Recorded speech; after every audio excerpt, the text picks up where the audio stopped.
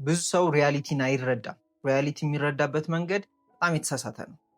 በዚህ ቪዲዮ ላይ ህይወትን በደንብ መረዳት እንድትችሉ ራሳችሁን መረዳት እንድትችሉ በደንብ አግዛችኋለሁ። እስከ መጨረሻው ድረስ በደንብ ተከታተሉኝ። ሁሌም እንደምነግራችሁ ደግሞ ዋን ቱ ዋን ኮችንግ የምፈልጉ ሰዎች ካላችሁ ዲስክሪፕሽን ላይ ባለው ኮንታክት አውሩኝ። ክራይቴሪያውን ልክላችኋለሁ፣ መጀመር ትችላላችሁ ማለት ነው። ወደ ቪዲዮ ስንገባ ብዙ ሰው ህይወትን እያየ የሚኖር ይመስሏል። እኔና እናንተ ግን ህይወትን ሳይሆን እያየን የምንኖረው የራሳችንን አእምሮ ነው እያየ የምንኖረው። ያ ማለት አእምሯችን ፊልተር እንደሚያደርግ ማወቅ አለባችሁ።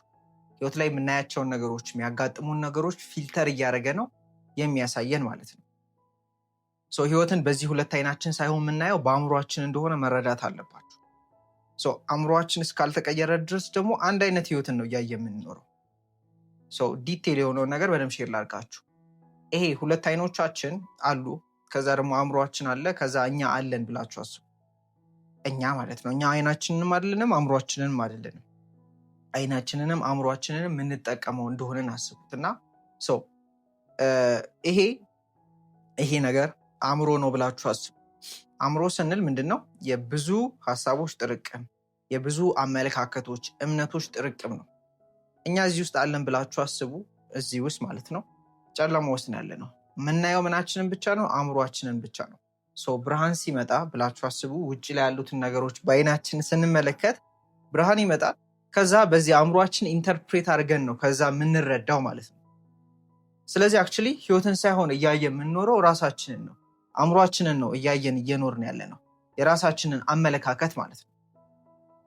ለዛ ነው አንድ አይነት ነገር ዓለም ላይ ተፈጥሮ አንድ አይነት ነገር ኖሮ የተለያየ እይታ ያለው ማለት ነው። ሁላችንም የተለያየ አይነት እይታ ነው ያለን። አንድ ነገር ሁላችንም አይተን ግን የተለያየ ትርጉም፣ የተለያየ ነገር ነው የምንወስደው ከዛ ሲቹዌሽን፣ ከዛ ከተፈጠረው ነገር ካለው ነገር ማለት ነው። ህይወት አንድ ነች፣ ግን የተለያየ ሰው አለ፣ የተለያየ አእምሮ አለ፣ የተለያየ እይታ አለን ማለት ነው። ስለዚህ ይህን ከተረዳችሁ ህይወት ላይ የምፈልጉትን ነገር ማግኘት ስፈልጉ ማድረግ ያለባቸውና አንድና አንድ ነገር ምንድን ነው? አእምሯችሁን መቀየር ነው። ምክንያቱም አሁን ያላችሁ ውጤት፣ አሁን ያላችሁ ህይወት ያለው በራሳችሁ አእምሮ ምክንያት ነው። ራሳችሁ ህይወትን ሪያሊቲን እንዲህ ነች ብላችሁ በምታዩበት ምክንያት ነው ህይወትን እንደዛ ኤክስፔሪየንስ እያደረጋችሁ ያላችሁት እንጂ ህይወት እንደዛ ሁን አይደለም። ህይወት ምንም አይደለችም፣ እኛ ምንም አይደለንም። ግን ደግሞ ነች ያልነውን ነን ያልነውን ሁሉ ደግሞ ኤክስፔሪየንስ እያደረግን እንኖራለን። ስለዚህ የራሳችን ትርጉምና እኛ የምንሰጠው ስያሜ ነው እንጂ ህይወትን እንደዚህ የሚያስኖረን ህይወት እንደምንም አይደለችም። ለዛ ነው ሁሉም የየራሱን እምነት ይዞ ያንኑ ህይወት የሚኖረው ማለት ነው። ቀላል ነች ህይወት ብሎ የሚኖር ሰው አለ፣ ቀላል ሆኖለት ከባድ ነች ብሎ ደግሞ የሚኖርም ሰው አለ። ህይወት ቀላልም ከባድም አይደለችም፣ ህይወት ነች። እኛ ግን ያለን መነጽራችን አእምሯችን ባለው ትርጓሜ ልክ ህይወትን ኤክስፔሪየንስ እናደርጋለን። ህይወትን አንቀይርም፣ ራሳችንን ነው የምንቀይረው ማለት ነው። ሪያሊቲን በዚህ መልኩ ከተረዳችሁ ህይወት ማለት የተለየ ነገር እንዳልሆነች፣ ህይወት እኛ ያልናትን እንደሆነች፣ ህይወት እኛ ባለን አእምሮ ልክ ኤክስፔሪየንስ እንደምናደርጋት ከተረዳችሁ ህይወትን በተሻለ መልኩ ኤክስፔሪየንስ ማድረግ ከፈለጋችሁ የምትቀይሩት አእምሯችሁ ነው። ሀሳባችሁን፣ ስሜቶቻችሁን፣ ያሏችሁን እምነቶች፣ አመለካከታችሁን፣ ትኩረት የምታደርጉባቸውን ነገሮች ነው የምትቀይሩት። እሱን ሲቀይሩ ህይወታችሁ ሲቀየር አለማየታችሁ ነው። ስለዚህ ህይወት እንደሆነችው ሳይሆን እኛ እንደሆነው ነው የምናያት። ህይወትን እንደሆነችው ሳይሆን ኤክስፔሪየንስ የምናደርጋት እኛ እንደሆነው ነው።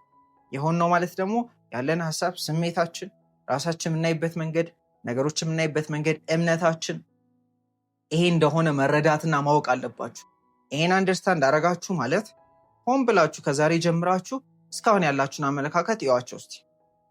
ውጤታችሁን እዩትና ህይወት ላይ ያ ውጤት ያመጣው ደግሞ የኛው አመለካከት የኛው አእምሮ እንደሆነ ከተረዳችሁ አእምሯችሁ ምን አይነት እንደሆነ ማወቅ ከፈለጋችሁ ውጤቱን ማየት ነው የሚጠበቅባችሁ። ውጤቱን አይታችሁ አእምሯችሁን ማወቅ ትችላላችሁ።